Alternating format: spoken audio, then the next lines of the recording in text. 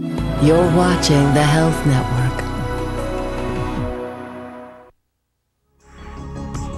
Hello and welcome back to A Healthy Balance. I'm Jenny Souter. Many of us dread the thought of needing any kind of procedures, especially surgery. Well, our next guest says that some of these surgeries may not be necessary at all. Dr. Tirso Junco Jr. is the founder and medical director of the Institute for Female Alternative Medicine in Los Angeles. Now, if you have any questions on hysterectomies, give us a call today at 1-800-664-3258, or you can email us at thehealthnetwork.com. Dr. Del Junco, thank you so much for joining us today. So many questions that we'd like to talk about, things we'd like to talk about with hysterectomy and its alternatives, but I'm especially interested in your procedure, FAS, which is female alternative surgery. What is that? It's a good question.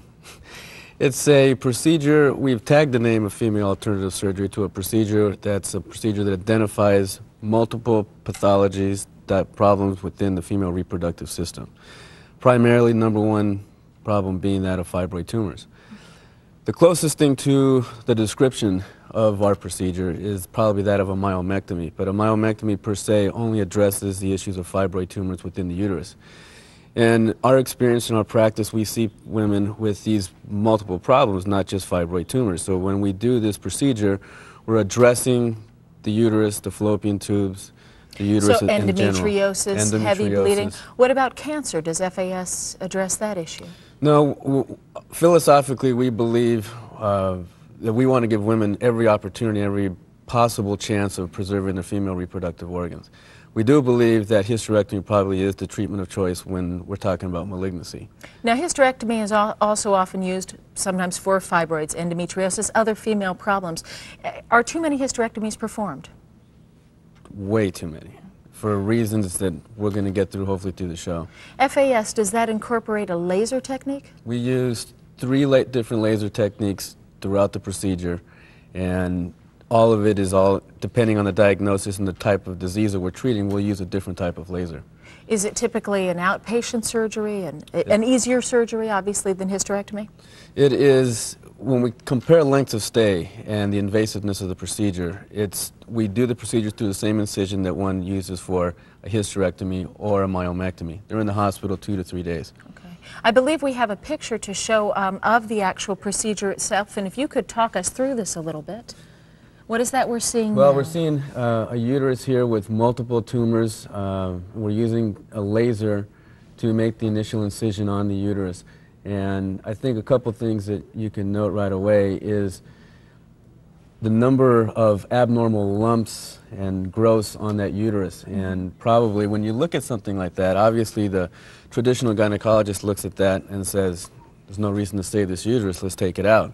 And with some of those pictures that you'll see later, we're able to successfully remove those tumors, as many as 64 tumors, successfully reconstruct the uterus, and it's functioning normal today. Okay. We also have a picture of some fibroids that have been removed. They're very large. Right. What kind of symptoms are caused by fibroids? There's a multitude of symptoms ranging from chronic pelvic pain, excessive vaginal bleeding, menstrual cycles that change drastically with the increase in flow, clots, frequency in urination, low back pain, emotional problems related with it as well. Terrific. Thank you for that. Marie is on the line. Marie, welcome to A Healthy Balance. Do you have a question for Dr. Del Junco? Yes, I do have a question. I'm 52 years old, and I've had a fibroid for about 7 years, and it's very large, equal to 5 months pregnant. The doctor hasn't operated yet because he said it probably will shrink with menopause, but I'm still waiting to get into menopause, and it's very uncomfortable, although I am not suffering as much as other women do. And I was wondering what would be the best alternative at my age. Okay.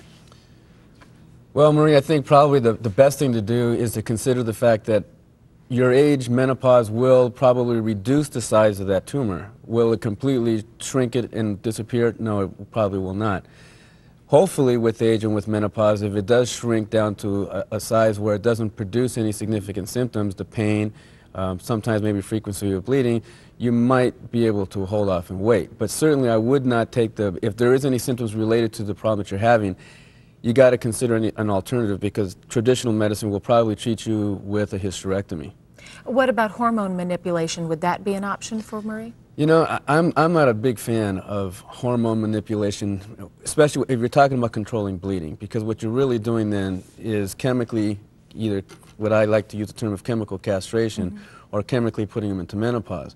Rather than letting Mother Nature take its course, you're chemically altering the hormone function just to stop the symptoms. And, you know, I'm not always sure that that's the best way to go about treating So there are something. different ways that Marie can look at this and perhaps consider treating it. Right. We have an email.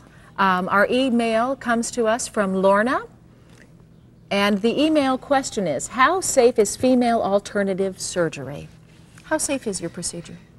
The mortality rate, we've never had a patient, when we talk about safety, we're obviously talking about it's not any different than having a hysterectomy or myomectomy.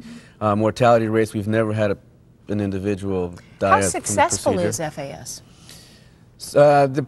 We can compare numbers based on the number of years that we've done the procedure. And if you compare national numbers to myomectomy recurrence rates, anywhere from 16 to 25, even up to as high as 60% in some Very studies. high percentage rate, great. Yeah, ours are lower, much lower. Coming up next, we'll be joined by a doctor who will show us the connection between bleeding and perhaps bleeding disorders. So there are some other options out there available for you. Please don't go away. We'll be right back here on A Healthy Balance.